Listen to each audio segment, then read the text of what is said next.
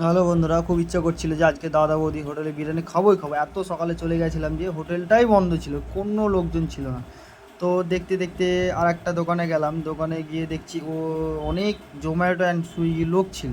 তো আমরা লাইনে দাঁড়িয়ে বললাম বিরিয়ানি তো খেতে হবে। আর সেদিনকে দিনটা ছিল খুব বৃষ্টির দিন, এতটাই বৃষ্টি পড়ছিল যে দাঁড়িয়ে থাকাও খুব মুশকিল হয়ে যাচ্ছিল।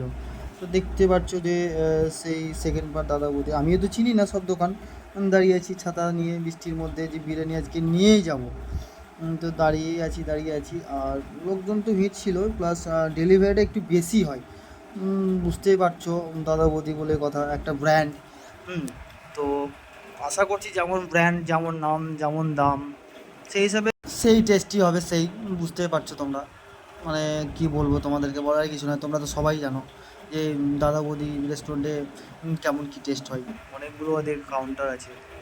তো নৈহাটি স্টেশন আমরা চলে এসেছিলাম বিরিয়ানিটা নিয়ে। তো ওখানে একটা ভালো মন্দির আছে, তোমরা পারলে ঘুরে আসবে। আবার ট্রেনের জন্য ওয়েট করছিলাম, ট্রেন কখন আসবে, বাড়ি যাবো, অনেকটা দেরি হয়েছে, বৃষ্টির দিন তো ভালো লাগছিল না।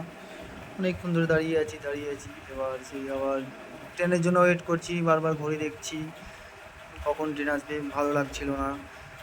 ওয়েট করছি কখন ট্রেন আসবে। বলতে বলতে আমাদের ট্রেনটা ঢুকে গেল, কিন্তু মনের মধ্যে ইচ্ছা করছিল যে বিরিয়ানিটা কখন খাবো, বারবার বিরিয়ানির দিকে তাকাচ্ছি বারবার।